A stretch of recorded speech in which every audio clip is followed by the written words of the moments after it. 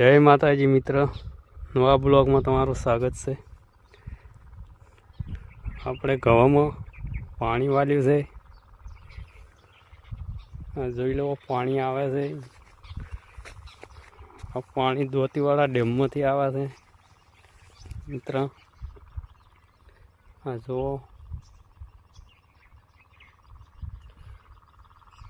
આપણા ઘઉં કેવા છે। ઘઉં બહુ સારા છે, મહેનતે બહુ ઘઉં કરી છે, બહુ સારી। ઘઉંને પાયા પછી મિત્ર આપણે અંદર દવા છોટવાની છે શીલની।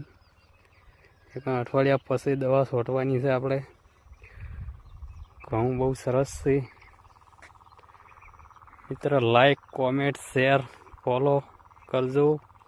રોજ આપણા આવા વિડીયા આવતા રહે, જોવાનું ના ભૂલતા। જય માતાજી।